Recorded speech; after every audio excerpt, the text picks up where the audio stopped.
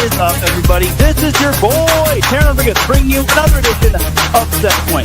And as always, we have ourselves a jam-packed show as we have a lot of volleyball to discuss, such as Concordia Irvine earning its first ranked win of the John Gerson era.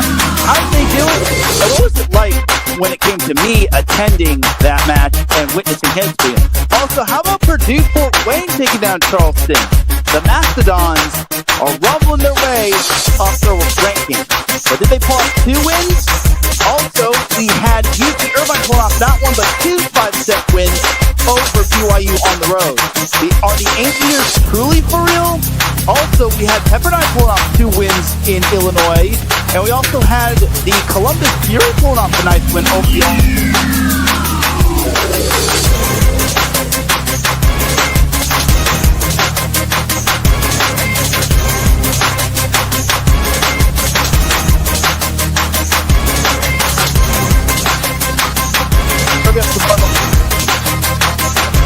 This is Teran Rodriguez bringing you another edition of Set Point here on iSports Radio, your feed for all that sports.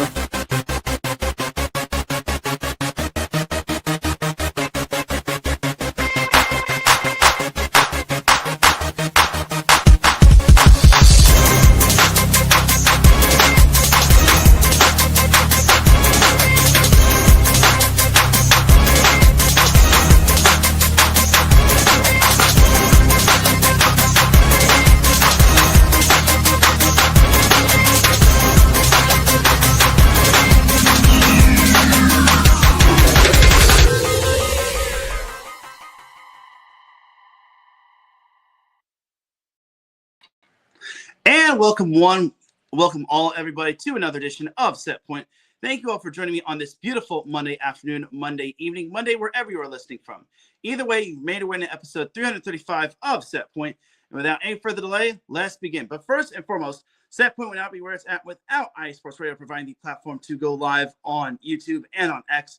Please do follow iSports Radio on several different social media platforms such as X, TikTok, and Instagram at IE Sports Radio, and then also subscribe to us on YouTube. We would greatly appreciate it. We're trying to reach 500 subscribers, and we could definitely use your help in regards to getting to that goal. So we appreciate all the help we can get. And also make sure to check out our website, which is newly launched or renewally launched, iesportsradio.com, for all of your latest sports news, blogs, and other things that is in regards to IE Sports Radio, and all of our pages dedicated to all of our podcasts on this network. For the last 11 years, iSports Radio has been bringing you amazing content ranging from interviewing legendary athletes, coaches, and other authorized media personnel to building tailor-made shows dedicated to all major sports cities around the country.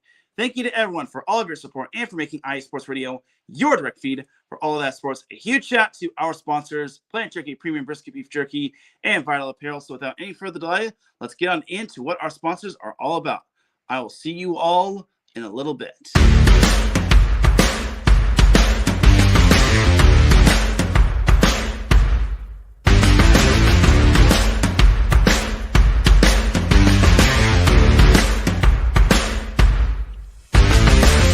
IE Sports Radio fans, this show is brought to you by Planet Jerky Premium Brisket Beef Jerky.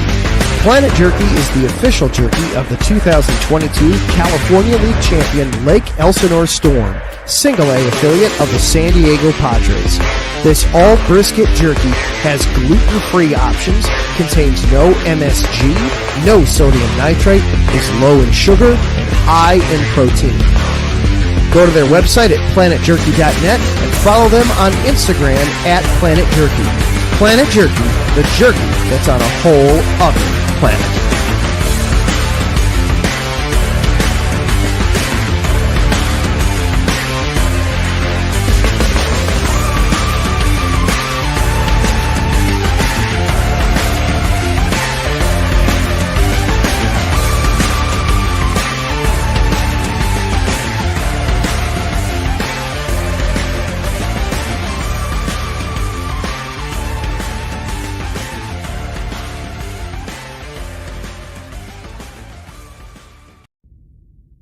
Rise and shine. It's 4 a.m. The stars are still out. The sun is beneath the horizon, but it's time to punch in and go to work. The comfort of your warm-ups turns into the grinding out of your reps as the clinking and the clinking of the plates create a symphony of euphoria. There's no other feeling like it. Earn it, burn it, and take what's yours. IE Sports Radio has proudly partnered with Vital Apparel, a brand that not only fits great, but also promotes and donates to mental health research. Use our code IESR to get 15% off their comfortable and inspiring gym wear and help them on their amazing journey to support mental health. Go hard, take part in your iron therapy, and be strong. Because when your mental health is as strong as you are, there's no telling how far you'll go.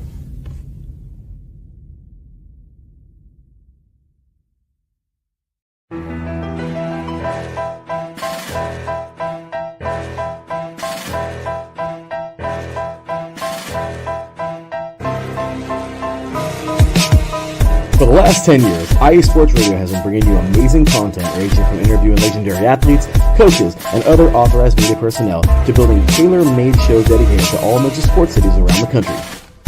Make sure to follow us at IE Sports Radio on X, Instagram, Facebook, TikTok, and YouTube to keep up with the latest in sports and with all of our shows.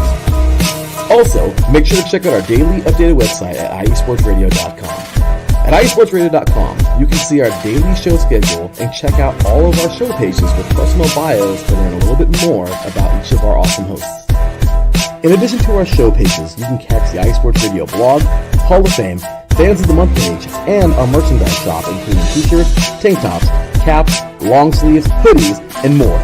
For now over a decade here at IE Sports Radio, we've continued to be by the fans, for the fans, and we thank you all for your support and for making IE Sports Radio your direct feed for all that is sports.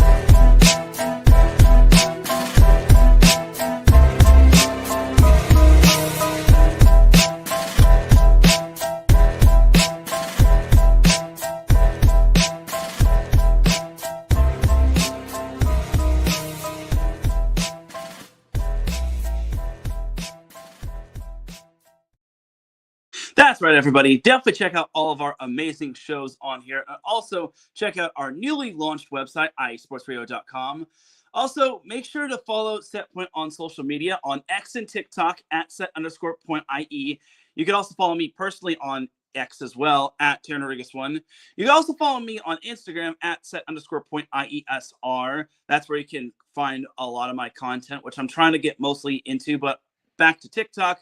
I did post on TikTok. I'm going to try to post on a weekly basis. But without any further delay, let's get on into the volleyball action as my boy Larry B. I did see my boy Larry B in the chat room. He said, it's T-Rod. Well, thank you, Larry B. I appreciate it. And then my boy, I also got to give my boy Marcus Los Great a shout out. He said, salute. And he said something pretty funny. He said, I need one of those set point tees. Well, Marcus, when I become so big time, I promise you, you'll be the first one I give a polo or any merchandise to, and it'll be on me. So salute to you too, Marcus. I appreciate it. So let's get on into some NCAA men's volleyball action. So week 4 was rather fascinating. So we had some upsets. We had a lot of interesting 5-setters. We'll jump to Tuesday, which is the match that I actually attended. So this match I attended, it was Concordia Irvine hosting Princeton. It was Concordia's first match it was hosting in terms of hosting a ranked opponent.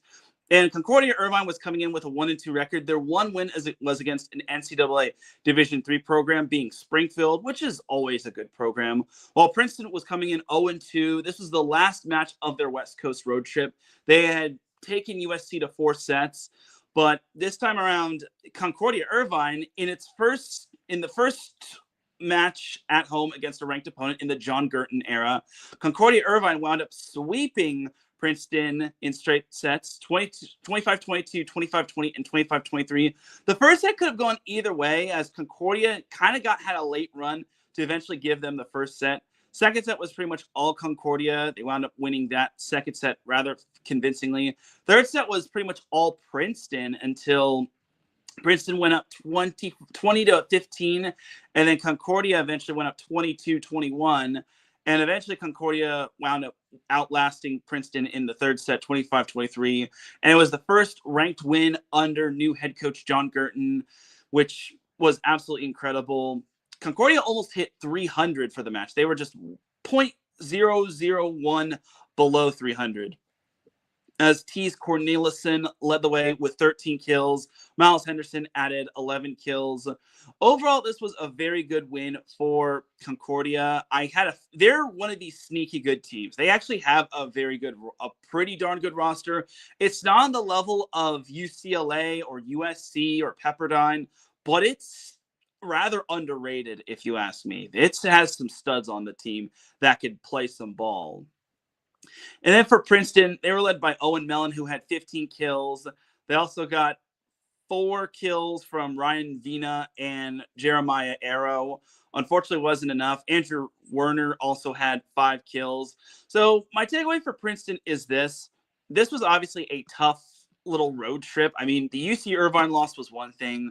USC, they were competitive in, but that was probably because USC was on the second of a back-to-back, and they didn't have Sterling Foley. This time around, I kind of was surprised Concordia, I don't know, they just did not look like the Princeton team like last year. Now, this is the second straight year that Princeton has started the season 0-3. But last year when they started 0-3, it eventually worked out for them because they wound up winning the EIVA regular season championship, and they also wound up making the EIVA championship tournament match where they eventually fell to Penn State. But for Princeton, look, it's going to take a little while for this team to gel. I think this West Coast road trip is kind of what this team needs. I feel we haven't really seen the best of Princeton as of yet. But for Concordia Irvine, my takeaway for them is this. This team is definitely underrated. John Girton is a perfect fit for this team. And with how much John Girton went through with the whole Grand Canyon bit, because you have to remember, he was a former assistant on Grand Canyon's men's volleyball team before that discontinued. And he also took over as the co-associate head coach / co-interim coach, which obviously there was a lot of stress with that, the whole shutting the program down from GCU. But the fact that he gets to celebrate his first ranked win as a head coach is absolutely amazing. And he didn't even want it to be about him. He wanted it to be about the team, which I thought was pretty good.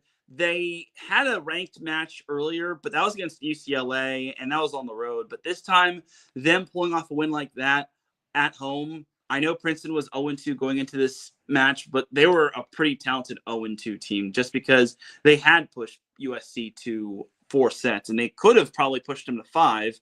But for Concordia, this was a very good win on their behalf, and I'm so happy for John Girton. With how much he went through with the whole Grand Canyon thing, I'm glad he and his coaching staff can celebrate a win. So there was that matchup, and I enjoyed going to that matchup. I'm glad I got to witness history, and it certainly won't be the last Concordia-Irvine match that I'll be going to.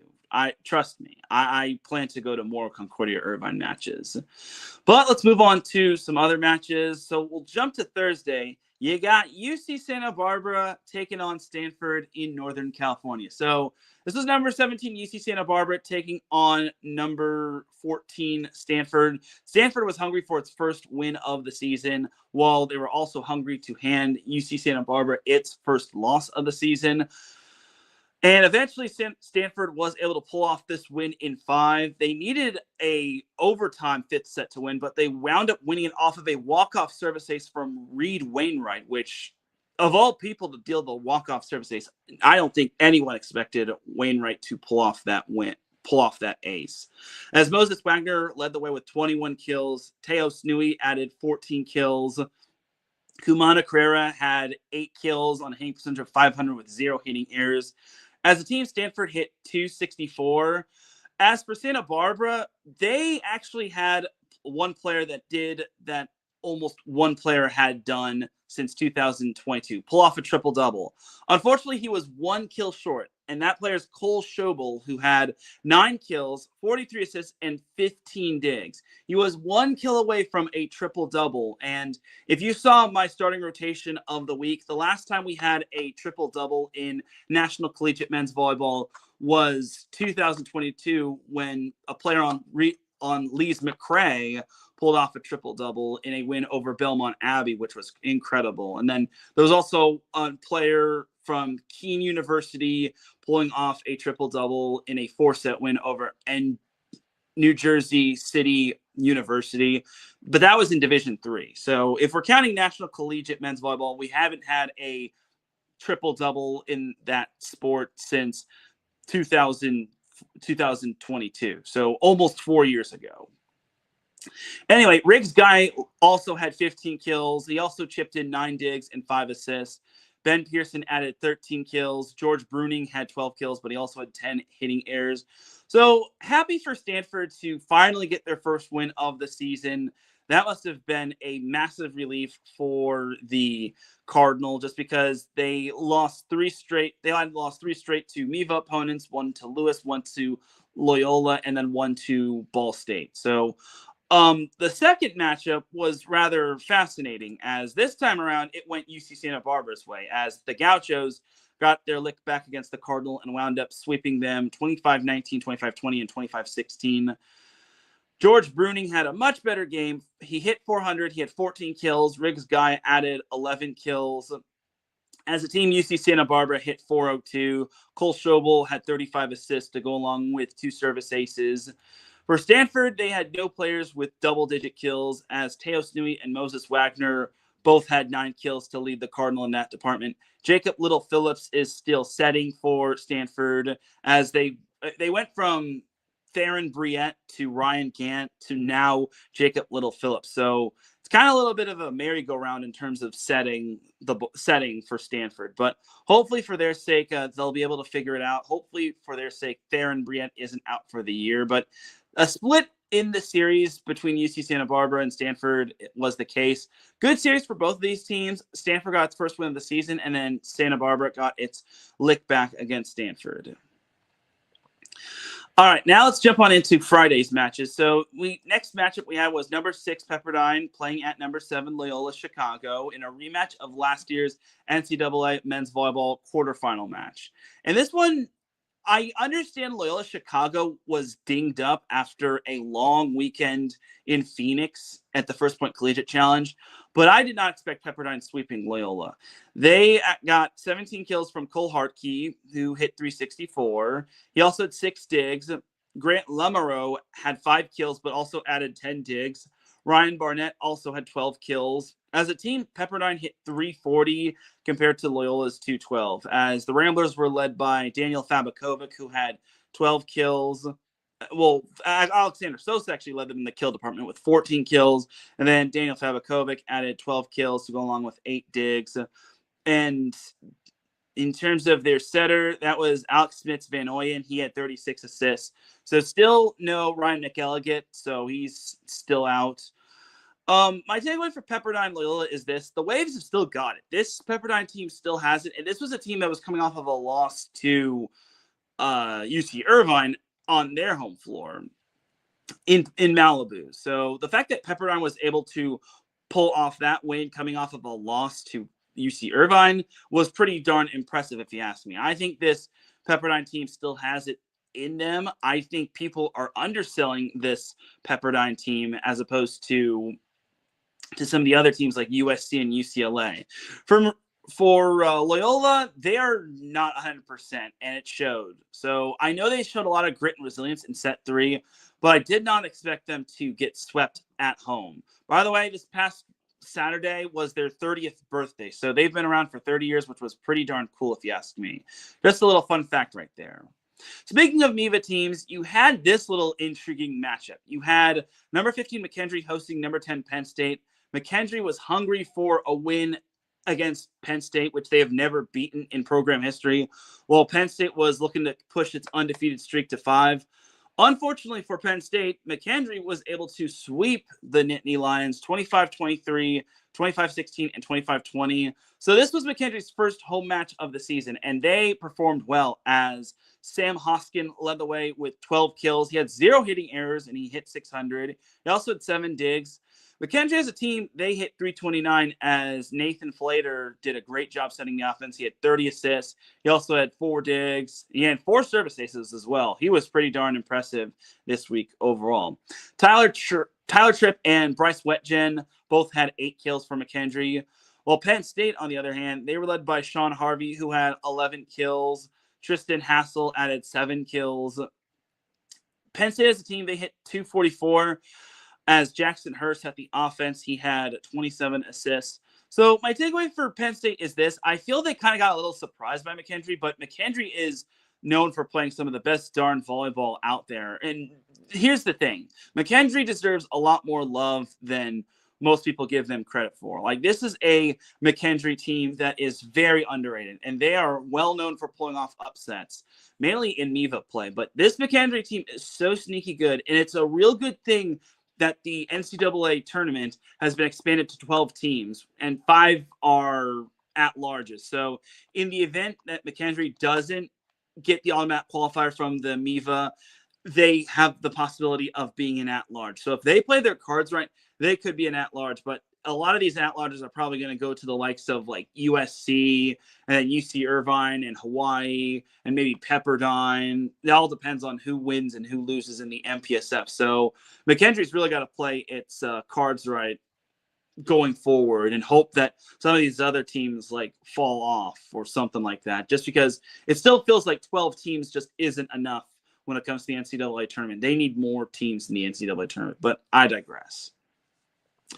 Now for the series of the week. Number 5, UC Irvine playing at number 8, BYU. So BYU actually went up 2-0 in the match. And I'm thinking to myself, well, it looks like this one's going to be in the favor of BYU, right? Wrong. UC Irvine needed a little bit of a late comeback to take set 3. And they also withstood a late push in set 4 against BYU to eventually force a 5th set. And here's the interesting thing about set 5. BYU was actually up 12-8 in the 5th set, and I'm thinking, well, it looks like BYU's got this. Not so fast, my friend, said UC Irvine, as the Anteaters scored not 1, not 2, not 3, not 4, but 5 straight points to turn a 12-8 deficit to a 13-12 advantage. Eventually, UC Irvine got a kill from Trevor Clark after BYU tied it up at 13-13, and then he also had a walk-off block to give UC Irvine the 5th set 15-13. And I just don't understand. So I talked a little about this with some of my buddies on Saturday, and they were just perplexed that BYU just lost this one. As UC Irvine was led by Andre Jokanovic, who had 19 kills. Will Darcy added 16 kills. Trevor Clark, like I mentioned, he had 13 kills, 0 hitting errors. He hit 650. And he had 5 blocks. This kid was something special. He would have totally been on my starting rotation of the week had it not been for me wanting to mix things up in terms of like putting one team at a time or one of this having 7 different teams on the starting rotation. But I digress. Shane Aitken also had 12 digs, which I thought was pretty darn cool if you ask me. BYU was led by Talon Jonathan Tafuga, who had 18 kills. Connor Oldani had 17 kills. And then Trent Moser added 12 kills. Here's the weird thing about BYU. My takeaway for BYU is this. How do you hit 355 and you still lose? It just doesn't make any sense. And I even messaged one of my friends who's a content creator who's a BYU fan.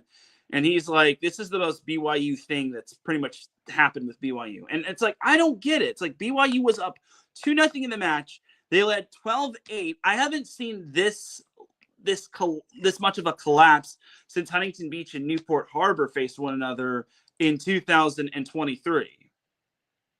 But for BYU, I was just very surprised that they just wound up giving this game away. Everyone in their moms now uses the term they sold. I think BYU sold this game. It's like, I can't believe you lose a game that you hit 355, you're at home, and you're up 12-8 in set 5. Like, it should have never gotten to that point. It should have never gotten to a 5th set. So you have to wonder, why did BYU just find a way to lose? It's like, was it them finding a way to lose, or was it more so UC Irvine finding a way to win? I think it was just a little of both. Just because Irvine, we all got to understand, Irvine is a really good team. They're younger than expected, and they did lose Aiden Rigg to an injury, but this UC Irvine team is definitely good as advertised. I think UCI, I think we all are kind of underestimating just because they lost Halir Heno and a bunch of other studs to graduation. But this team is still as good as advertised. So we had that matchup right there. And then we had, speaking of the MPSF and the Big West, we had number 1 UCLA playing at number 11 UC San Diego. So UCLA, they actually were coming off of a win over Fort Valley State, while UC San Diego was trying to get back into the win column after losing twice at BYU. UCLA swept UC San Diego, albeit UC San Diego did give them a little bit of a tough time, but it wasn't that big of a tough time, as the Bruins were led by Zach Rama, who had 16 kills. Sean Kelly added 11 kills. He hit 348. Cam Thorne had 9 kills. As a team, UCLA hit 424, as Andrew Rowan had 41 assists, 2 service aces, as well as 2 kills. And Chris Connolly had 7 digs, along with 0 receiving. Oh, no, he did have a couple of receiving errors, but I digress. Anyway, for UCSD, they were led by Luke Chandler and Sebastiano Sani, both having 11 kills. Sani hit 391, while Chandler hit 308, which is pretty good if you ask me. Josh Ewart had 7 kills, but UC San Diego as a team, they only hit 237, which won't really get the job done. And they only had 22 digs, so they just could not dig UCLA if their life depended on it. So tough one for UC San Diego, but it's still fairly early in the season. They'll still be fine before Big West Conference play arises. All right, that is that. Nothing really too big. The Masters College of the NAIA beat LIU. Long Beach State took down Fort Valley State, which was a rematch of last year's NCAA tournament quarterfinal match. MIT of NCAA Division III took down Harvard in 5, which was pretty surprising. And then Manhattan got its first program win of the season as they swept Roosevelt. So there's that right there. Lincoln Memorial and Ohio State only played 1 match just because of the inclement weather, which happened on Saturday. So their lone match was Ohio State sweeping Lincoln Memorial. So number 13, Ohio State swept receiving votes Lincoln Memorial. It was pretty much all Ohio State except for set 3. Set 3 was kind of a fight to the finish, but the Buckeyes were able to win that one in overtime, as Shane Wetzel had 12 kills. Stanislaw Chichinski had 10 kills. Lincoln Memorial was led by Johan Negron, who had 13 kills, while Axel Van Bars added 11 kills. But as a team, the Rail Splitters hit 158, while the Buckeyes hit 374. That just won't get the job done. Just wanted to give a little light to that matchup right there, just because that was kind of an underrated matchup before. Unfortunately, Lincoln Memorial fell off the map in terms of losing to Erskine, but I digress. All right, now jumping to Saturday, where inclement weather was postponing matches left and right. So round 2 between McKendree and Penn State. This match actually got moved up in terms of the start time, as they decided to start the match at 1 p.m. Central Time, 11 a.m. Pacific Time, as the Bearcats did take down Penn State in 4 this time around. As the 4th set, they needed overtime, and the 3rd set, I think they were down for a good chunk of the set, but eventually they were able to win that 3rd set with a quick little turnaround, or a quick late turnaround, as the Bearcats were led by Sam Hoskin, who had 16 kills. He had 9 digs. Tyler Tripp had 14 kills and 11 digs. Roland Lively had 13 kills. He had 667, and he also had 3 blocks. Oh, and he also chipped in 2 service aces, too. Nathan Flater also had 43 assists to go along with 7 digs. For Penn State, they were led by Sean Harvey, who had 12 kills. Miller Truby added 11 kills. Jackson Herr had 37 assists. Ryan Merck had 12 digs, which was pretty darn impressive if you ask me. But it wasn't impressive enough, as McKendree pulled off 2 wins at home against Penn State. Going into this series, McKendree had never beaten Penn State. That changed. It just goes to show that all you just need is a good culture in terms of NCAA, in terms of a team. And Nikki Sandlin definitely has a great culture for her team. And she loves being there. And she loves living in Lebanon. Yes, Lebanon, that's how it's pronounced. For Penn State, I think this is kind of a wake-up call for the Nittany Lions, just because I had a feeling this 4-0 start was a little too good to be true. I mean, the Lewis one was great, But how would they fare outside of Rec Hall? That was my biggest concern. And I don't think Penn State – look, I'm not going to say that Penn State can't win outside of Rec Hall, but if they want to be contenders, they're going to need to win outside of Rec Hall. They can't just be Rec Hall merchants forever, especially if and when they make the NCAA tournament. Because I still think they can win the EIVA, but if they play sloppy like they did this past week, and then they lose a few when it matters most in the EIVA, aka the tournament, I think it's safe to say that Penn State will be leaving on a sour note with Mark Pavlik's farewell tour. But I digress. Anyway, that was that for Penn State McKendree, but still a great win for McKendree nonetheless. Pepperdine Lewis. This one was a fun matchup. Number 6 Waves taking on the number 9 Flyers. Lewis took the first 2 sets in close fashion. Like the first 3 sets were very close. Lewis took the first 2 sets in close fashion by scores of 25-23. Third set, Pepperdine kind of paid Lewis back. They took that set 25-23. Eventually, Pepperdine got off to a hot start and never trailed throughout most of the way as they took the 4th set 25-17. And then the 5th set, Pepperdine, it was tight for a little bit, and then Pepperdine eventually just found some separation, and they eventually wound up winning the 5th set 15-11, completing the reverse sweep and completing their two-match series in Illinois. So they took down Loyola Chicago the first go-around the day before, and then they took down Lewis on the second night. Cole Hartke led the way with 29 kills and 11 digs to go along with a hitting percentage of .386. He also had 7 blocks. This guy was pretty darn good, if you ask me. Ryan Barnett had a 13-13 match, 13 kills and 13 digs. They also got those two are actually their two-headed. Oh yeah, they also got 9 kills from Grant Lemoreau, and then they got 7 digs from Andre Polomak and 7 digs from Jacob Riley. For Lewis, they were led by Osan Oz, who had 14 kills, while Daniel Haber added 13 kills and 10 digs. Nico Paula added 15 digs. Oh man, if you're Lewis, you got to be kicking yourself if you're Dan Friend and the entire Lewis team, just because you had a chance to pull off an upset, but unfortunately you didn't. Man, that would have been such a great win for Lewis, but unfortunately it was just not meant to be, as it's back to the drawing board for the Flyers. And then also, before I get on into the second match between UC Irvine and BYU, there were some other matches that happened. Long Beach State unveiled its championship banner on their championship banner night as they swept LIU.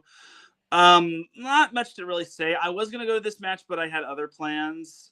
I didn't really miss much, and this is no disrespect to LIU or Long Island University, but I kind of wish Long Beach State had their banner night against the likes of Fort Valley State, but I think that would have been a little bit disrespectful because Fort Valley was one of the teams that Long Beach State had beaten along the way when it came to the NCAA tournament last year. So there you go. And then Sacred Heart outlasted Manhattan in a 5-set barn burner where the 5th set was decided 23-21, and also the ESPN Plus stream crashed, which I thought was pretty, I wouldn't say it wasn't funny, but I just found it pretty fascinating, if you ask me. That just showed how crazy that match was. All right, now you got the second matchup between UC Irvine and BYU. So BYU was hungry for a redemption match, as Brian Francione pops in the chat room. He says, "Good evening, Teran." Thank you, Brian. I appreciate you. But BYU or UC Irvine had other plans. So UC Irvine took the first set in convincing fashion, 25-17. Second set was more so BYU until UC Irvine turned the tide and eventually took that second set 25-24. Then the third set, BYU was able to outlast UC Irvine in that third set and fourth set by scores of 25-23. And just like that, BYU had the momentum. But UC Irvine was able to find some separation in the fifth set, and they eventually took it 15-10. They won it off of a walk-off kill from Cam Costi, as his dad, John, was in the crowd, which, man, I mean, that's crazy. John Costi coaches a Stanford match on Friday, and then Saturday he goes and supports his son. Dad of the year right there. Anyway, UC Irvine was led by Will Darcy. He had 22 kills, while Andre Jokanovic added 14 kills. Trevor Clark had another stellar night, 11 kills. He hit 625, and he had 7 blocks. And like I mentioned, Cam Costi, he had 49 assists, he had 5 digs, and he had the match-clinching kill. He also had 3 kills altogether. Connor Oldani led the way for BYU with 22 kills. Trent Moser added 14 kills. Unlike the first night, BYU hit 250, while UC Irvine hit 339, and also Shane Aitken had 12 digs, and Jokanovic had 10 digs. And Andin Kiriakou added 9 digs to go along with his 5 kills. And then BYU got 9 digs from Trent Moser, but it wasn't enough. As look, BYU is starting to really be one of those I can't believe you can't win these big time matches. It's like, it's one thing last year losing at UC Irvine, but this is like the third. This is 6 straight losses to UC Irvine when it comes to facing them. Like, I just can't believe it. It's like, what are you doing, Sean Olmstead? You all better impress me this week, because y'all are playing at UC Santa Barbara this week, and I want to see how BYU does outside of UC Santa Barbara or outside of Smith Fieldhouse. I want to see how BYU does outside of Smith Fieldhouse, and I want to see how they do in not Robb Gymnasium, but the Thunderdome. So 2 straight losses for BYU.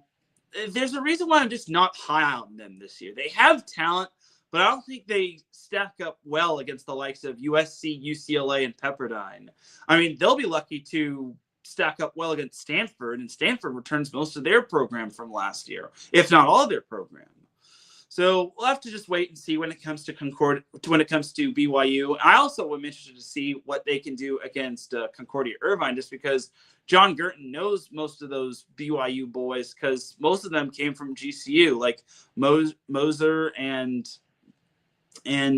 Old Danny. So there you have it right there. That's pretty much all of the matches that were notable from week 4. So now let's jump on into the AVCA poll. So for this week's poll, here was the poll. So new to the poll is Concordia Irvine and Lincoln Memorial. Well, not technically new, but Lincoln Memorial's back in the top 20. Both teams are occupying the number 20 spot. Good for Concordia being number 20, though I would probably put them at number 19. I'd put Princeton down to number 20. So I get it, strength of schedule, just because Concordia's wins are against an NCAA Division III program, an NAIA team, and Princeton. But still, I think, and all of Princeton's losses were to some three darn good teams, 2 of which were in the top 5. So, yeah, that right there. Long Beach State did lose a first place vote, and that first place vote went to UC Irvine, which I thought was pretty funny, if you ask me, even though they did the best of against Fort Valley State between them, UCLA, and USC. McKendree had the biggest jump, going from 15 all the way to 11. They and UC San Diego occupy the number 11 spot. You also have UC Santa Barbara going up a couple spots. Lindenwood is still ranked, which I think is pretty awesome, if you ask me. So there you have it when it comes to the AVCA men's volleyball poll. All right, now let's jump to the Off the Block media poll. So who I would have voted for in last week's Off the Block poll. So you're probably wondering, notice the word would have. Unfortunately, since I went to that Concordia match on Tuesday, I sadly was unable to get I sadly was not able to vote. That kind of slipped past my mind. But this week, this time around, Off the Block is going to release the poll, I think, Wednesday, if not Tuesday. Because now the polls will now be open on Sunday all the way through to 7 p.m. Pacific time. So I, as well as other voters like Anne-Marie Anderson, Rob Aspero, Joe McCurdy, Kevin Pratt, friend of the show, by the way, and a few others are also going to be voting on this. You already know what the Off the Block media poll is, as well as Jonathan Bates and Vinny Lopes. So there you go. So here's who I would have voted for in the Off the Block poll from last week. So If I had more time, I would have voted UCLA 1, Long Beach State 2, Hawaii 3, USC 4, UC Irvine 5, Loyola 6, Pepperdine 7, BYU 8, Penn State 9, and Lewis 10. So here's the actual poll. UCLA was number 1. They got all 14 first place votes. Hopefully I wasn't the only one that forgot to vote, but I digress. Long Beach State was 2. UC Irvine actually was 3. Which, now that I think about it, I think Irvine is definitely deserving of it. I didn't think they would be too deserving of it, but I digress. Hawaii is 4, USC is 5, Pepperdine is 6, Loyola is 7, BYU 8, and then tying for number 9 was Ball State and Penn State. So here's who I voted for in this week's Off the Block Media Poll, and I'm probably going to regret this. I voted UCLA 1, Long Beach State 2, Hawaii 3, number 4 was UC Irvine, and then number 5 was USC, which I think that still makes sense. And then for number 6, I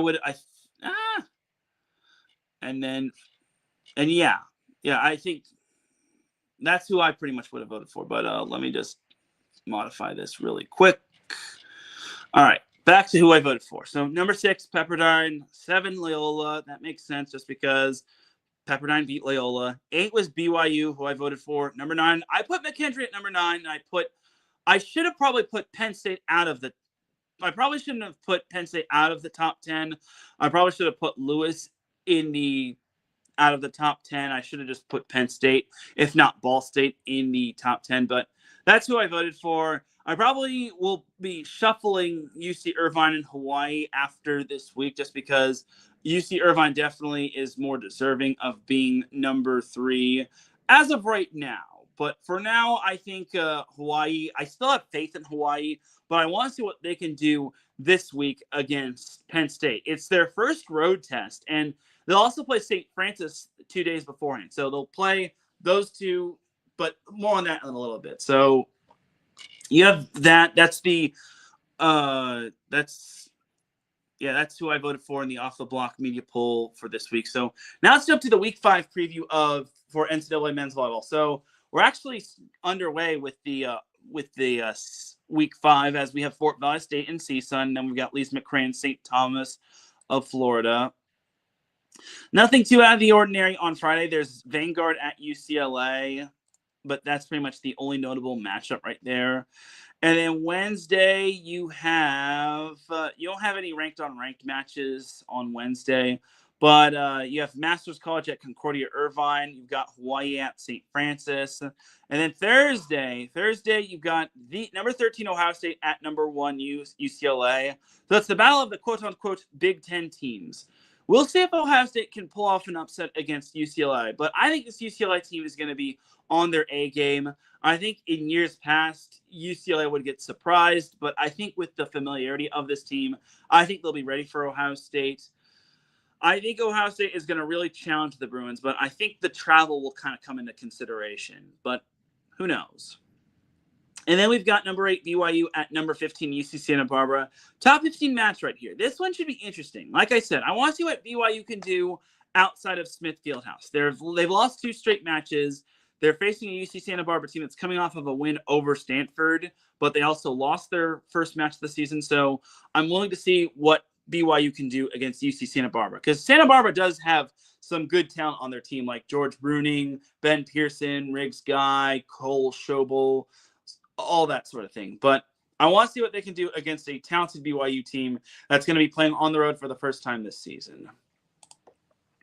By the way, BYU, UC Santa Barbara will be facing each other on Friday as well. So you have that 2-match series to look forward to. And then next up, you got Hawaii at Penn State. So this will be played on Friday and on Saturday. So this is Hawaii's first test on the road. So they got to go from I think it's like a 6-hour difference between Hawaii and East Coast time. So they got to go all the way over there. So that's a different time zone. I imagine they're going to be flying down there way early because obviously they want to get practice reps. Then they'll also be at St. Francis. So I imagine they're flying out tonight, if not tomorrow. I can't imagine them not flying out tomorrow or tonight. I think that's the more logical decision. But Penn State's lost 2 straight, but they return back to Rec Hall. For Penn State's sake, they better hope they get a good whiteout match from their fans, just because Penn State's going to need all the fans they can get, and they're going to need all the spirit that they can get, because this Hawaii team's going to be super dangerous. I know it's been a week off. They got a week off, but honestly, I think Hawaii will be raring to go, and they have a lot to prove when it comes to this away matchup. And also, it's the last time Charlie Wade and Mark Pavlik will be facing off against one another, because Pavlik will be retiring at the end of the season. Looking at the other notable matchups on Friday, you got UC San Diego at Lewis. So tied for number 11, UC San Diego plays at number 9 Lewis. So this will be a fascinating matchup, just because the Tritons are on a 3-game skid, but they face a Lewis team that got reverse swept by Pepperdine. I think UC San Diego can beat Lewis, but travel is also going to be taken into consideration. Like, this Lewis team is definitely good. They've got Osan O's, Daniel Haber, and so on and so forth. Nico Paul is a fantastic libero. So overall for this Lewis team, I think Lewis can definitely pull off the win against UC San Diego, but the Tritons are still definitely talented. They're hungry for a win. They got to snap this 3-game skid somehow. So you have that matchup right there. And you've got number 16 Stanford playing at number 4 UC Irvine. So this one's an interesting matchup. So this is the Costi matchup. So this is the battle of John Costi taking on the head coach, John Costi, taking on his son's team, Cameron Costi, which I think is rather fascinating if you ask me. And hold on, let me just flip around here real quick. There we go. So yeah, you got Stanford at UC Irvine. On paper, it looks like it's somewhat of a mismatch, but do not underestimate Stanford. I know they're kind of licking their wounds so far, but I think Stanford can really I think they can challenge this UC Irvine team. They've played a pretty tough schedule as of late. They played Lewis. They hung tough with them. They were competitive in the First Point Collegiate Challenge. They split against UC Santa Barbara. But let's see how they do against UC Irvine. This Irvine team is going to be really tough. And if Irvine, the two also play each other on Saturday too. So I should also mention that this is the last 2 matches that UC Irvine will be facing off against in terms of their 5-match gauntlet. So the fact that they're on the verge of winning 5 straight ranked matches is pretty darn incredible, if you ask me. But UC Irvine can't get too big in their britches, just because this Irvine team will be challenged by other good teams like UCLA, USC, Hawaii, Long Beach State, and the rest of the Big West. Then you have another interesting matchup. You got number 13 Ohio State playing at number 5 USC. Or number 4 USC. So number 5 UC Irvine, number 4 USC. So number 13 Ohio State is at number 4 USC. This is an interesting matchup if you ask me. I think this USC team is going to get another challenge. So you saw their matchup against Princeton, where Princeton wound up taking a set off USC, albeit that was the second of a back-to-back. This time, USC doesn't have much of an excuse. They don't have a back-to-back. They won't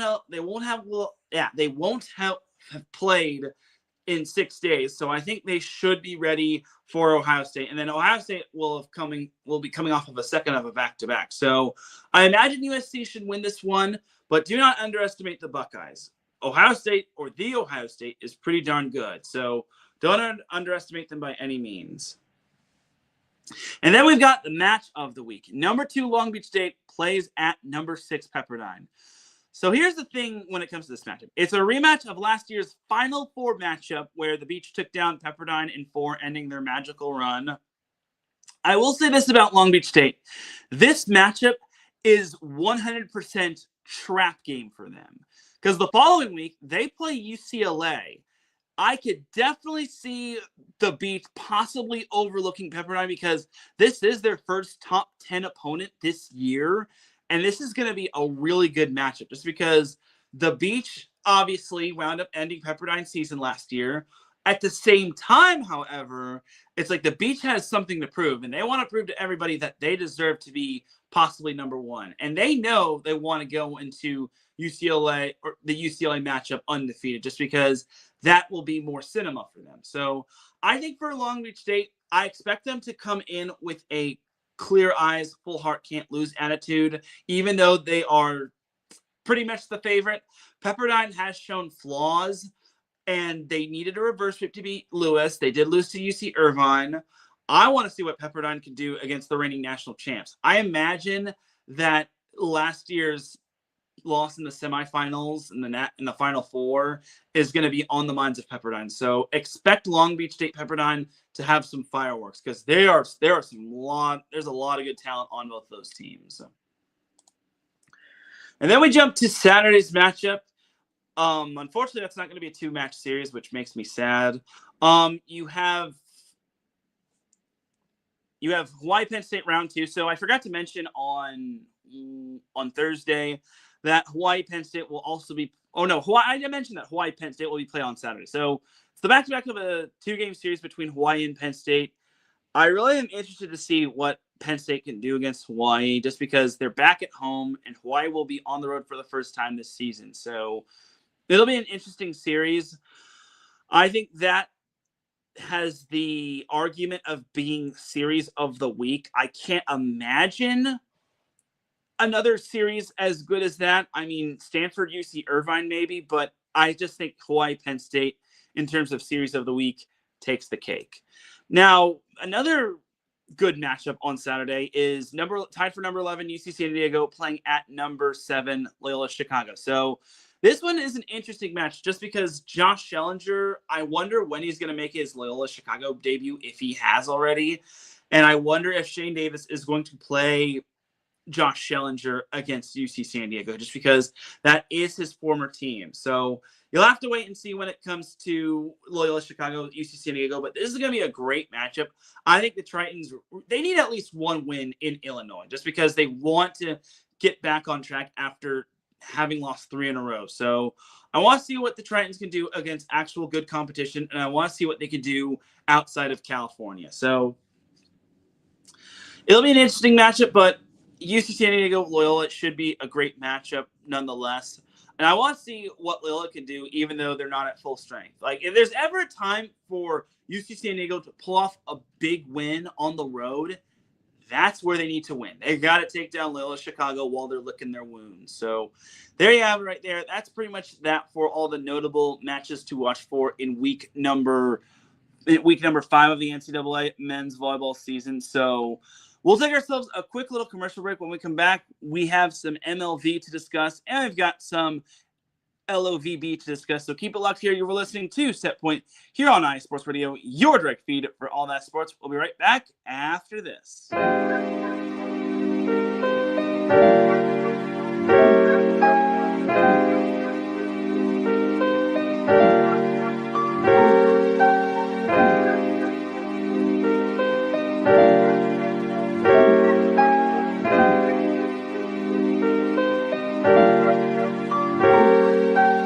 Hello, ladies and gentlemen. My name is Davidson. It's your boy, Antarius Lava. And we are the hosts of Fast Break here on IE Sports Radio, where we discuss everything in the world of basketball from prep to the pros. You guys should definitely check us out, man. Sunday, 8 p.m. Eastern, 5 p.m. Pacific. We got all the basketball information you guys need, so we look forward to you guys listening in. And please do, because we are the best basketball show on this side of the Mississippi. And please do check us out on Twitter at FastBreakISR. D-Lock, where's our time again? 8 p.m. Eastern, 5 p.m. Pacific. That gives you guys plenty of time on a Sunday. Tune in.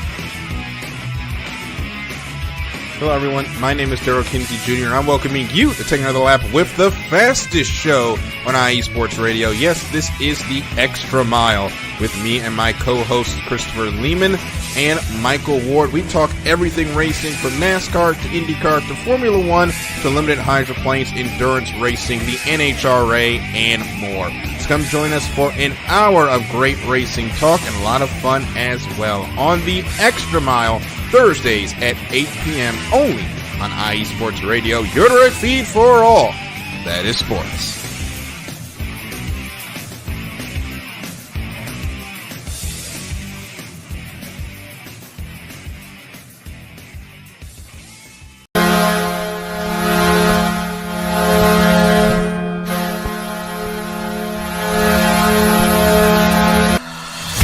Hockey fans, I'm Adam Kernan. And I'm Zach Puplis. Together, we are the newest version of Hockey Talk on IE Sports Radio, The Neutral Zone. Zone. We love hockey, but we also know it's not everyone's first sport. So we want to make this show as much for new fans as for the diehards. Whether you can name all the Swedes on the 08 Red Wings Stanley Cup team, or if you can't tell if Varlamov is a goalie or the latest trendy vodka, we're here to help. With facts, figures, and outrageous fans, we bring you all the hard-hitting hockey news you can handle, while still keeping it fun and on the rails. Well, mostly. So tune in every week as we go around the hockey world, from college to Canada, the minors and the majors, and everywhere in between. So bring your cellies, And your one-timers, you wicked wristas. and be sure to protect your five-hole. Catch the Neutral Zone every week on IE Sports Radio, your direct feed for all that is sports. We promise not to pick on the Arizona Coyotes every episode.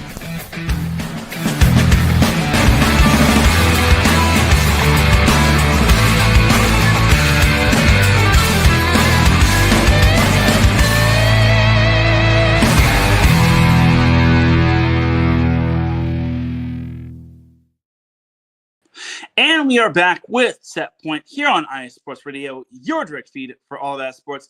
Definitely check out all of our amazing shows dedicated to all different sports around the world. But let's get back into the second half of Set Point. So now let's get on into some MLV news as, well, we are in week 3 of the MLV season, formerly known as the PVF. So there are now 0 undefeated teams remaining in the MLV, and that was courtesy of some teams beating one another. So before we get on into some of those matches, the first matchup we had to start the week was the Dallas Pulse taking on the Atlanta Vibe. So Dallas was playing in Gas South Arena as they actually wound up pulling off an impressive 5-set win over the Vibe, winning 25-20, 22-25, 25-23, 20-25, it was 20-25, 25-22, 23-25, 25-20, and 15-9. Let's get the scores backwards. As Dallas was led by Mimi Collier, who had 24 kills. She had a hitting percentage of .328, which was outstanding. They also got 17 kills from Sofia Maldonado Diaz, along with 12 kills. As a team, Dallas hit .249, so a great win for the Pulse right there. Nice little marquee road win for the Pulse. Anyway, for the Atlanta Vibe, they were led by Leah Edmond, who had 20 kills. They also had 15 kills from Iko Jones. They got 13 digs from Edmond as well. So overall, look, Atlanta, I'm just perplexed by how they lost this one. I thought Atlanta was going to win this one, but unfortunately they did not, just because, well, for starters, they didn't, because this would have been so great for them to try to, move up the standings, because the league is being competitive as is. So, and the fact that they lost this one is still a little perplexing. But I think for Atlanta, this is kind of their wake-up call, as you're about to see that they eventually were able to, I think they maybe kind of had a little bit of a hangover from the Omaha Supernovas win. And this was something to also note, is that this was actually their third straight 5-setter, because they also played 5 against San Diego, and they played 5 against the Mojo too. So it's not healthy for Atlanta to be going 5 all of these times, just because you want to save your energy for other opponents. But it is what it is. All right, now for the matchup that most of us have been waiting for, the Indy Ignite versus the Orlando Valkyries. So it's a rematch of last year's match for $1 million. This took place at Edition Financial Arena, and the Ignite meant business. They took that loss last year in the match for $1 million personally, as they wound up winning the first set 25-18. Orlando snuck away with the second set 25-23, and then Indy needed overtime to win set 3. They wound up winning that 27-25, and then they eventually wound up winning set 4 25-18. A nice win for the Indy Ignite because it was the battle of two undefeated teams, and they handed Orlando their first loss of the season, which I thought was great for Indy, and it's a nice little get back game. Though I don't know if most of those players are still on that Indy team, but anyway, Kayla Lund led the way with 14 kills and 13 digs. They also got 13 kills from Imani Bush, and they also got 10 kills from Azani Teeler and 9 kills from Cameron Hanna. As a team, Indy hit 278, and they held Orlando to only a hitting percentage of 100, which is how you're going to beat a lot of these high-powered offensive teams. For Orlando, they were led by Charity Looper, who had 15 kills. So a rather quiet night from Brittany Abercrombie, who had 7 kills, which that's something you don't want to see if you're an Orlando Valkyries fan. I think Indy must have done a great job of keeping the ball away from Brittany, and that's massive right there. Because when she's not getting the ball, then it just makes Orlando a little bit discombobulated. And they also held Hannah Maddox in check, too. She only had 4 kills, and Hallie Foster had 4 kills. Kaz Brown had 6 kills.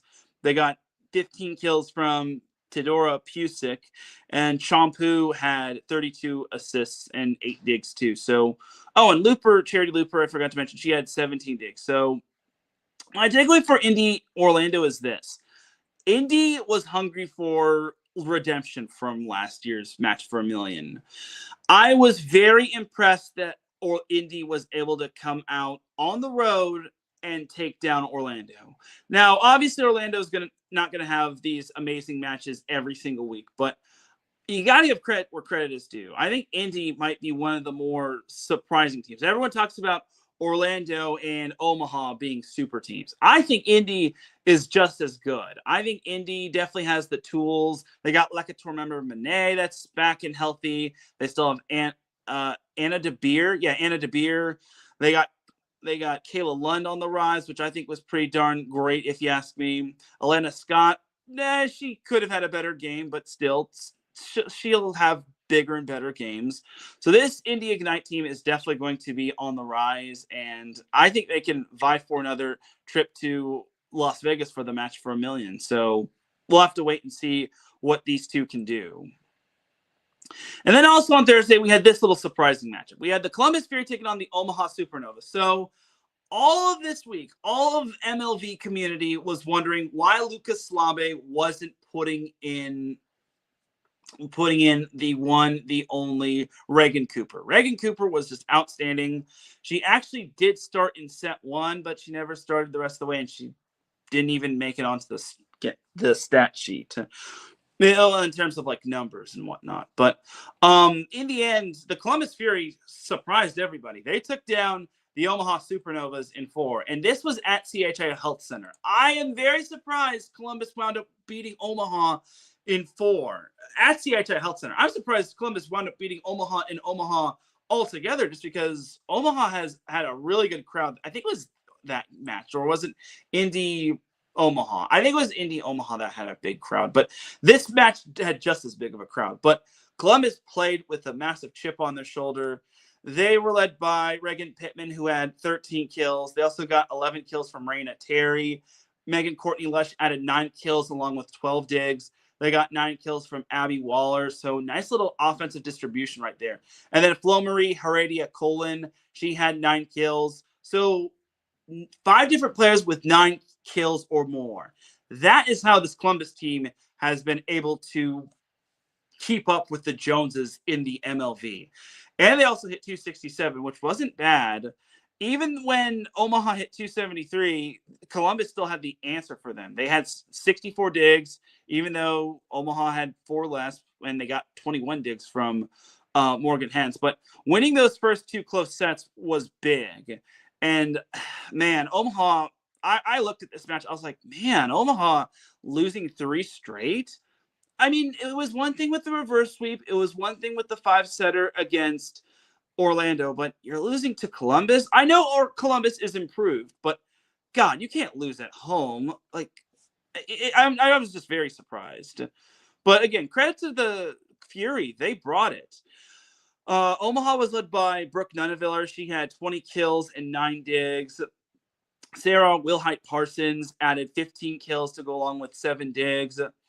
But and they also got 55 assists from Sydney Hilly. But it wasn't enough as, again, Omaha had dropped its 3rd straight match. So they needed a wake-up call in the worst way. And then we had this Friday matchup, the battle for the bottom. I hate to have to say it like that, but it really was the battle for the bottom, just because both these teams were at the bottom of the barrel when it came to the MLV standings. But the Grand Rapids Rise took down the San Diego Mojo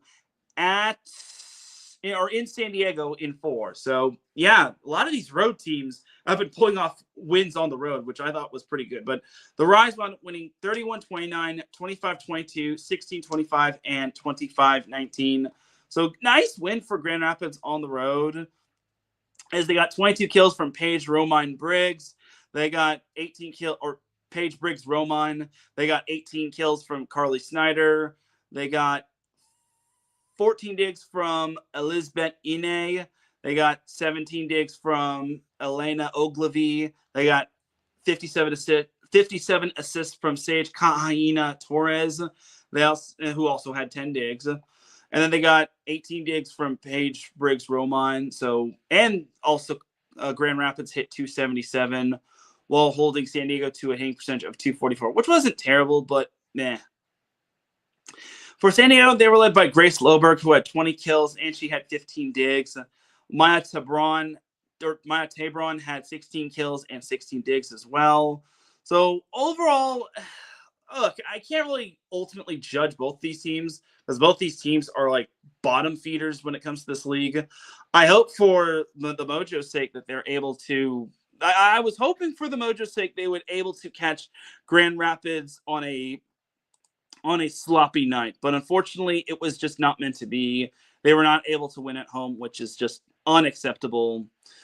But it is what it is, and sometimes that's just how it is. And then we jump to Saturday. Let's jump to Saturday. Indy Ignite hosted the Omaha Supernovas. So that's right? Yeah, Indy Ignite hosted the Omaha Supernovas. So for the Omaha Supernovas, they were on a 3-game skid. I did not have a lot of high expectations, especially after set 1, where the Ignite snuck away with that first set, 25-23.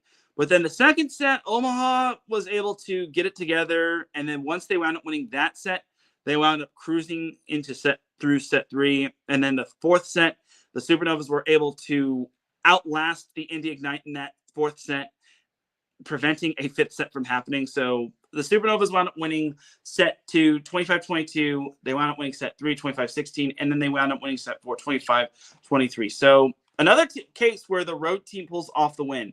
And this had a really good crowd. And I give kudos to the Supernovas fans that made the trip. Brooke Nuneviller led the way with 18 kills. She had 10 digs.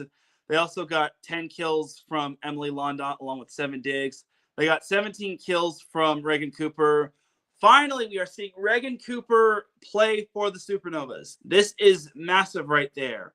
So we can finally put to rest the Luca Slabe hate on Reagan Cooper. So I'm glad Luca Slabe went with Reagan Cooper. And see what happens when you go to this player? She's golden. Morgan Hens had 16 digs. Sydney Hilly had 38 assists. But overall, it was a great win. Nice little bounce back win for the Supernovas. They needed to snap that 3-game skid. They also handed the Indy Ignite their first loss of the season. And with that, there are no undefeated teams in the MLV, formerly known as the PVF. So not that there was ever going to be a chance that a team was going to finish undefeated in the MLV, just because a lot needs to happen when it comes to that. But I digress. Anyway, Azani Taylor led the way for Indy with 16 kills. Lekator Member added 12 kills and 10 digs. Anna DeBeer had 14 digs and 11 kills. Lydia Martin added 9 kills. And yeah, that was pretty much the offensive kill leaders. Indy only hit 211 while Omaha hit 362. That is where Omaha really shined. You can't beat Omaha with a hitting percentage of 211. And if Omaha is hitting 362, you better match that or exceed that. Otherwise, you are all but toast. So a very good win for Omaha, winning on the road. But for Indy, I wouldn't think too much of this just because Omaha is one of the top teams in the league. And Omaha needed this win in the worst way. They could not have gone into their next match on a 4-game skid because that would have caused some divide and that would have caused some turmoil. But I think for Omaha, they are back. I'm pretty sure they've never really left. I just think that they just got a little unlucky in those 5 setters that they had. And I think that they were still kind of reeling from that when they took on Columbus. So there you have it. Speaking of the Columbus Fury, their matchup against the Atlanta Vibe was postponed due to weather concerns. So let's jump on into the last match of the week. We had the Dallas Pulse playing at the Orlando Valkyries in the first meeting between these two teams. And surprisingly enough, when I say surprisingly, this was the most surprising result of the week. So Orlando took a 2-0 lead in the match. They wound up winning the first set 26-24. They wound up winning the second set 25-22. But then Dallas wound up crushing Orlando in the third set 25-16. They wound up escaping with set 4 25-23. And then the fifth set, Dallas just had all the momentum. They had sucked all of the excitement out of Orlando at Edition Financial Arena as Dallas wound up taking that fifth set 15-9, completing the reverse sweep. So every team in week 3 of the MLV season wound up losing. Every team that was at home wound up losing, which is pretty darn fascinating. I don't know if that's ever happened in an MLV season, MLV/PVF season, but that's impressive. Kudos to the away teams. And kudos to Dallas for pulling off this win. The Pulse really earned this one, getting a reverse sweep on the road and beating last year's reigning champions, as Mimi Collier led the way with 21 kills. They also got 15 kills from Kelsey Payne. They got 13 kills from Kaylee Cox. They got 63 assists from Natalia Valentine Anderson, and they also got 15 digs from her. They got 15 digs from Kylie Murr. Overall, it was a great comeback win for Dallas. It just goes to show that the Pulse definitely is never out of it, and I think they're starting to settle in when it comes to being in the MLV. For Orlando, they were led by Brittany Abercrombie, who had 17 kills, and she had 11 digs. So it's good to see her back having a big-time matchup, or at least cracking double-digit kills. Charity Looper had 9 kills and 8 digs. They got 43 assists from Champu, along with 10 digs.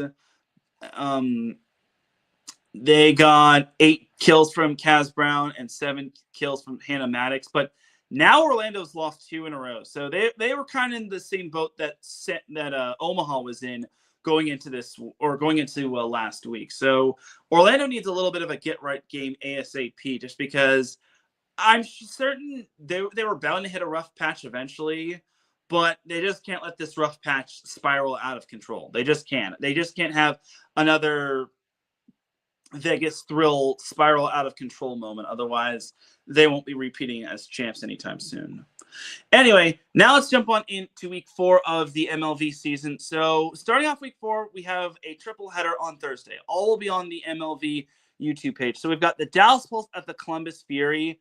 This is an interesting matchup between these two teams. I mean, Dallas is coming off of 2 wins from last week, while Columbus is coming off of a win over Omaha, though they did see their match getting postponed. Despite this, Columbus is only 2-3 on the season, while Dallas is surprisingly leading the league. They're 3-1. So Dallas is... And they're also 2-0 on the road. So if Columbus thinks that this is going to be a cakewalk, just because Dallas is the new kid on the block, Dallas has won 3 straight. You got to remember that. And then Columbus, well, they do have the win over Omaha. They might be a little rusty just because they won't have played for a week. And then Dallas's momentum, they've proven that they can win on the road.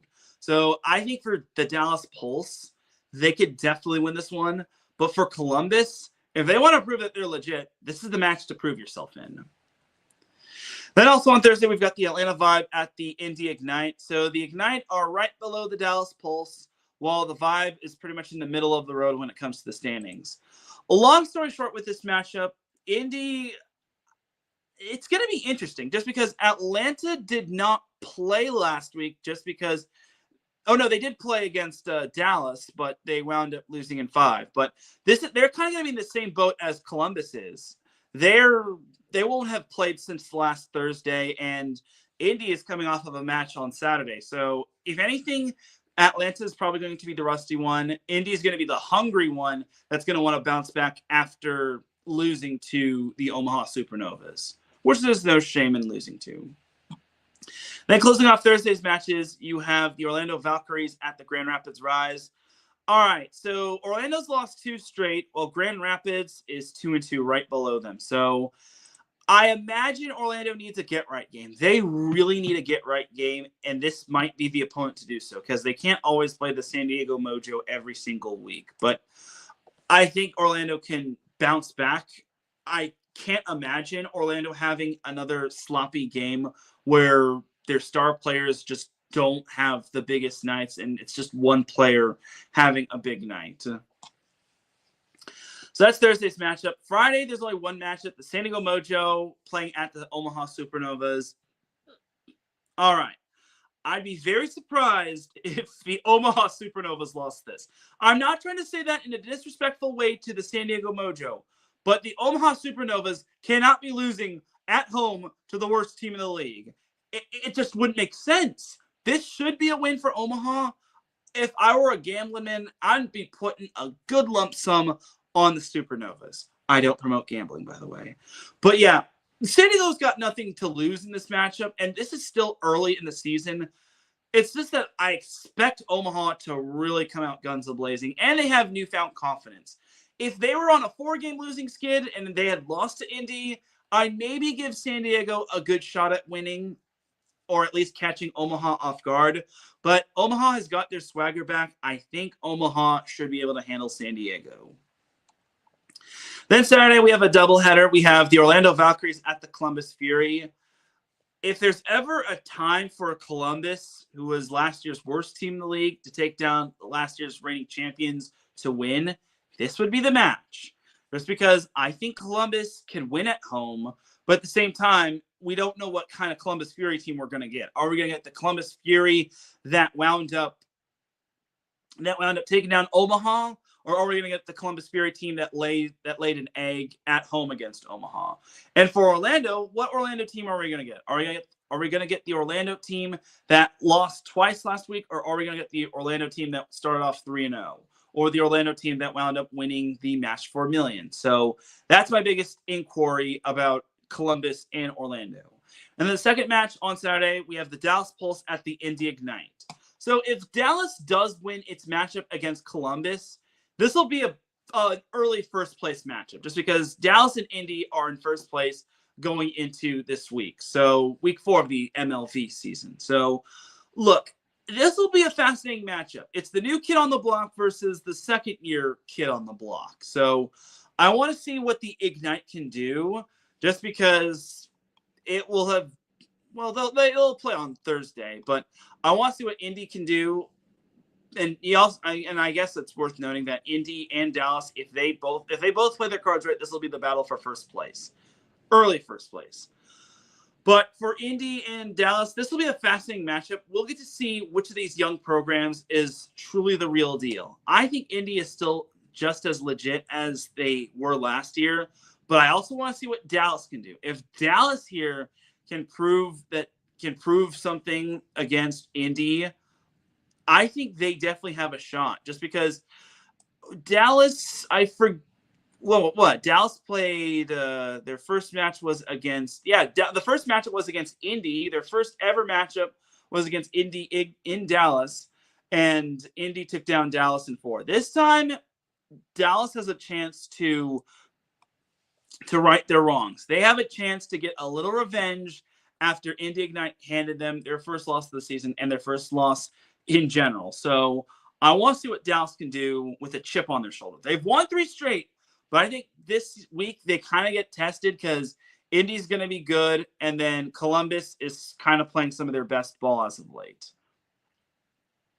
And then Sunday, you've got the San Diego Mojo playing at the Atlanta Vibe. Well, for Atlanta, here's the thing. This is the best chance for them. This is also being played on Vice TV, by the way. Whatever that is. Anyway, but yeah, this is probably the best time for Atlanta to continue their winning ways. They did lose a match due to the weather. It's postponed, and I'm sure it'll be made up, but the Ignite matchup will be tough. The Mojo matchup, they should win, but for San Diego, my big concern is playing on the road. That I'm certain they're going to get their sea legs once they play the Supernovas. But 2 road matches in the span of 3 days, that's a little brutal if you ask me. And Atlanta's pretty darn good. I mean, they do have a win over the Supernovas, but I want to see what Atlanta could do following that. I think Atlanta is a solid team. It's just that San Diego, in my opinion, they have a lot to prove this week, just because San Diego, they're the worst team in the league. There's no debating that. And then also on Sunday to close off week 4 of the MLV season, you got the Omaha Supernovas at the Grand Rapids Rise. So Omaha has a really good chance of going 2-0 this week. And I'm not trying to downplay this. I'm not going to say it's actually going to happen. But Omaha could really use some more wins. They had lost 3 straight. Now they have a chance to win 3 straight. They just got to beat San Diego on Friday, and they also got to beat Grand Rapids on Sunday. They will be playing at Grand Rapids, which could be a challenge. But at the same time, Grand Rapids has only played 1 match at home this season. So Grand Rapids, I want to see more from Grand Rapids. And this is probably the week for Grand Rapids to really prove themselves. Are they a true contender? Are they a really good home team? Or is that 1 home win just because it's just their first home game of the season? I want to see what they can do against legit opponents like Orlando and Omaha. And this week is definitely going to see what Grand Rapids can do in terms of this season. So I think Omaha, if I was a gambling man, like I said, I'd probably put the money on Omaha. Not that I'm promoting gambling or anything, but Omaha, I think, has a very good chance at beating Grand Rapids and San Diego. But we shall see. All right, but that is that for week 4. The week 4 preview of the MLV season. So now let's jump on into LOVB. So we had 3 matches when it came to LOVB. 4 matches when it came to LOVB. 1 match did get postponed due to the weather. So the first match that we had was on Wednesday. We had LOVB Austin taking on LOVB Madison. And in the end, we saw LOVB Austin taking down Madison in 5, which was actually the first loss of the season for Madison, as that's Madison stats. For LOVB Austin, they were led by Maddie Skinner, who had 27 points. Logan Eggleston had 20 points. They also got 15 points from Maddie Banks, and they also got 13 points from Asia O'Neill. For LOVB Madison, they were led by Temi Thomas Ilara, who had 25 kills. They also got 15 kills from Callie Schwarzenbach, and 12 kills from Rebecca Alec, and 11 kills from Gong Zhengyu and Anna Hawk. So nice little win right there for LOVB Austin. They kind of needed that just because Madison was kind of the top dog of the league, but now they took a back seat to Austin. So that was Wednesday's matchup right there. Thursday, we had LOVB Houston taking on LOVB Salt Lake. So this took place LOVB Salt Lake was the home team, and they wound up winning against Houston in straight sets. Salt Lake was led by they were led by Claire Hoffman, who had 17 kills. Alexa Gray added 15 kills. Serena Gray, probably not related, and Heidi Casanova both had 11 kills. Whereas for Houston, they only had 1 player in double-digit points, as Jordan Thompson had 10 points. So 10 points. I'm sorry. So Jordan Thompson had 10 points for LOVB Houston. Salt Lake had 17 points from Claire Hoffman, 15 points from Alexa Gray, and then Heidi Casanova and Serena Gray both had 11 points. So they don't really have the kills when it comes to this box score, which I kind of am against. I mean, maybe it's just me, but I'm kind of against like not having kills when it comes to statistics on this. So I don't know. Maybe it's just an LOVB thing, but I digress. Anyway, so we had that matchup right there. Then we jumped to Saturday. We had LOVB Houston taking on LOVB Austin in a Texas two-step match. And in the end, we had LOVB Houston taking down LOVB Austin in straight sets, as Houston was led by Jordan Thompson, who had 21 kills. They also got 12 kills from Amber Igidi and then 11 kills from Jess Merzick. And then for LOVB Austin, they were led by Logan Eggleston, who had 10 points. And then Maddie Skinner also had 9 points. And then closing off the LOVB season, one match did get postponed. We were supposed to have a doubleheader on Sunday, LOVB Nebraska and LOVB Atlanta, but that got postponed. But there was another match on Saturday. We had LOVB Salt Lake hosting LOVB Madison. And in the end, LOVB Salt Lake wound up taking down Madison in a 5-set barn burner, which was another good win for Salt Lake. They went 2-0 this week, while the Texas team split their matchups. Salt Lake was led by Alexa Gray, who had 21 kills, while Heidi Casanova added 18 points. I'm sorry, Alexa Gray had 21 points. Heidi Casanova had 18 points. They also got 14 points from Roni Jones-Perry, and they got 13 points from Sophie Fisher. And then for Madison, they were led by Claire Chausse, who had 15 points, while Gong Zhang Yu added 13 points. Rebecca Alec had 12 points, and then Callie Schwarzenbach had 10 points. So there is pretty much that little bit of a wrap-up right there for LOVB. Looking at the standings for this season, I think in first place is, once again, LOVB Salt Lake.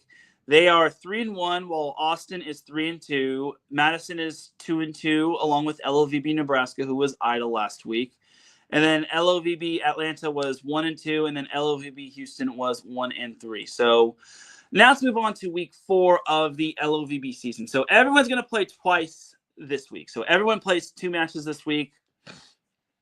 Seems straightforward if you ask me. So first matchup we have on Wednesday. It's LOVB Houston at LOVB Atlanta at OTE Arena. This one should be an interesting matchup if you ask me, just because Atlanta's got some ground to make up, and this isn't an interesting matchup. This is the battle for the bottom right here. Not that that's a bad thing. I mean, there's still plenty of season left, but this is kind of your battle of the bottom of the barrel right here. And then Thursday, you've got LOVB Austin at LOVB Salt Lake. Now, this is the opposite of Houston and Atlanta. This is the battle of the top 2 in LOVB. So we'll see if LOVB Salt Lake can continue its winning ways. And then on Friday, you have LOVB Nebraska hosting LOVB Madison. This time, it's the battle of the middle. So it's the battle of the middle. So we have the battle of the bottom on Wednesday, the battle of the top on Thursday, and then the battle of the middle on Friday. And then Saturday, you have the battle between the best team in LOVB and the worst team in LOVB as Salt Lake hosts Atlanta. Then on Sunday, there's a doubleheader. You've got LOVB Austin playing at LOVB Nebraska. It's round 2 between these two teams, as I would say it's a rematch of last year's. It still is a rematch of last year's LOVB championship match. But it's round 2 between Austin and Nebraska. I expect fireworks, and I expect a lot of Nebraska fans just because, well, it's going to be big. And we already know that Nebraska volleyball fans aren't too fond of Austin/Texas, but I digress. And then also on Sunday is LOVB Madison at LOVB Houston. So there you have it right there. That match is actually going to be on ESPN2, by the way. So I think that's a mistake in my opinion. In my honest opinion, I think LVB Austin and LVB Nebraska should be on ESPN2, while LVB Madison and LVB Houston should be on ESPN+. I'm not trying to say that in a negative way, but I think if you want more Nebraska volleyball fan, I think Nebraska just has a bigger volleyball fan base as well as Austin. So I think if you want more views, you should probably they probably should have put that on ESPN2. But knowing my luck, it's probably going to be on national TV on a future date. But I digress.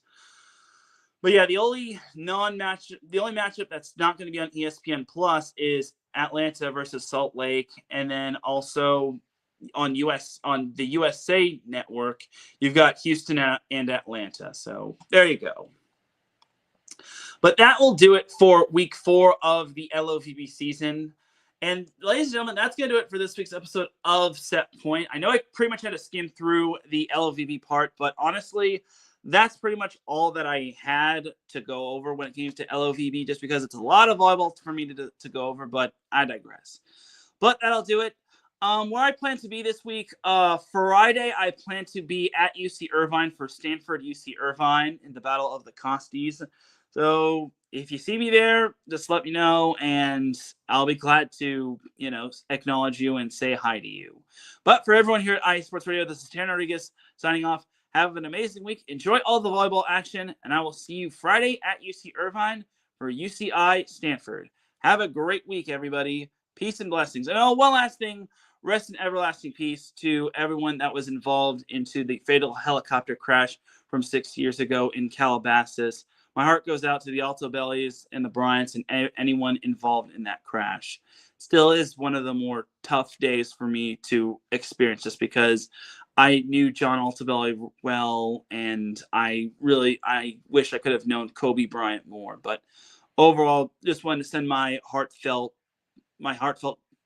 condolences to everyone still involved in that crash from 6 years ago. I can't believe it's been 6 years since that crash happened, but may those 8 rest in everlasting peace. But have a great week, everybody, and enjoy all the volleyball action. Peace.